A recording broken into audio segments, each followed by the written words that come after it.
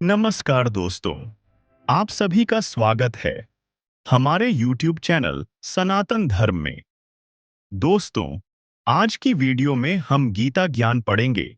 आइए बिना किसी देरी के वीडियो को शुरू करते हैं। पहला अध्याय, अर्जुन, विषाद योग। जीवन की दुविधा। युद्ध भूमि में अर्जुन अपने ही सगे संबंधियों, गुरुओं और मित्रों को देखकर विचलित हो गए। उन्होंने धनुष डाल दिया और कहा, हे कृष्ण, मैं अपने ही बंधु बांधवों का वध करके कैसा सुख पा सकूंगा। श्री कृष्ण का विचार।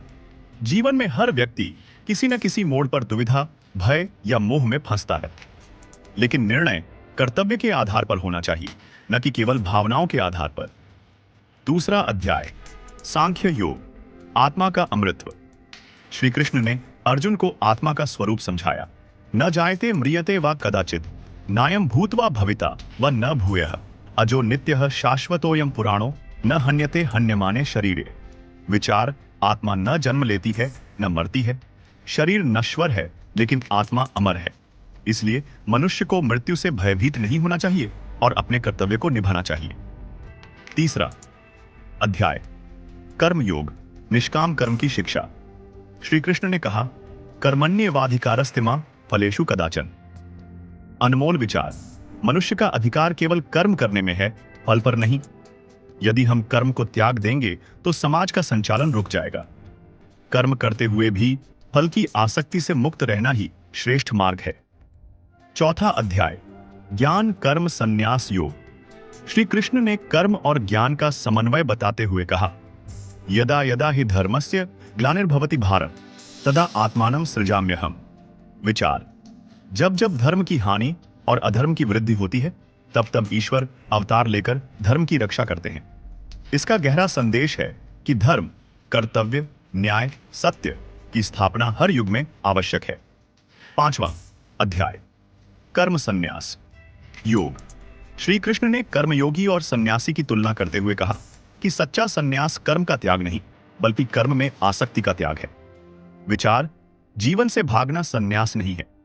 सच्चा योगी वही है जो संसार में रहकर भी अपने कर्तव्य को बिना स्वार्थ के करता है। छठा अध्याय, ध्यान योग। श्री कृष्ण ने कहा, योगी कर्म कुशलोपि सर्वभूतहिते रतः। विचार, योग केवल आसन प्राणायाम नहीं, बल्कि मन की एकाग्रता और आत्मसंयम है। सच्चा योगी वही है जो सबके कल्याण में रत रहता है। सातवां अध्याय, ज्ञान विज्ञान योग। यहां श्री कृष्ण ने अपनी दिव्य शक्तियों और प्रकृति के रहस्यों को बताया। विचार, भक्ति और श्रद्धा से ही ईश्वर को जाना जा सकता है। आठवां अध्याय, अक्षर ब्रह्म योग। विचार, मृत्यु के समय जिसका स्मरण किया जाता है वही मनुष्य की अगली गति को निर्धारित करता है। इसलिए जीवन भर भगवान का स्मरण और भक्ति आवश्यक है। नौवां अध्याय, राजविद्या राजगुह्य योग। श्री कृष्ण ने कहा, अनन्याश्चिन्तयन्तो माम ये जनाः पर्युपास्ते, तेषां नित्याभियुक्तानां योगक्षेमं वहाम्यहम्। विचार, जो भक्त अनन्य भाव से भगवान का स्मरण करते हैं, उनके योगक्षेम, आवश्यकताओं की पूर्ति और सुरक्षा का भार स्वयं भगवान लेते हैं। दसवां अध्याय, विभूति योग। विचार, संपूर्ण जगत में जो भी दिव्यता, वैभव और शक्ति दिखाई देती है, वह सब श्री कृष्ण की ही विभूतियां हैं। 11वां अध्याय, विश्वरूप दर्शन। श्री कृष्ण ने अर्जुन को अपना विराट स्वरूप दिखाया। विचार, परमात्मा सब में है और सब उसी के अंश हैं। यह ब्रह्मांड उसी की अनंत सत्ता है।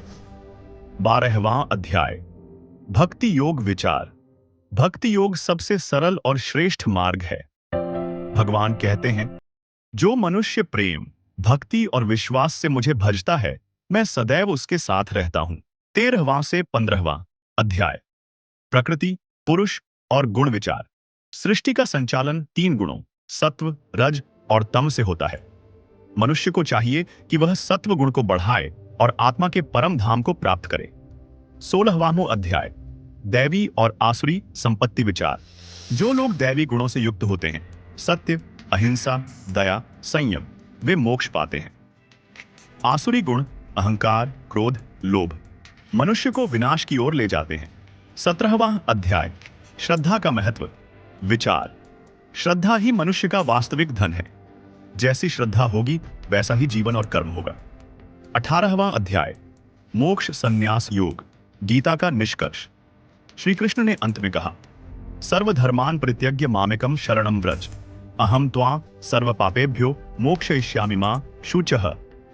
विचार, सब प्रकार के धर्मों और कर्मों को छोड़कर केवल भगवान की शरण में आओ। ईश्वर स्वयं मनुष्य को पापों से मुक्त कर देते हैं।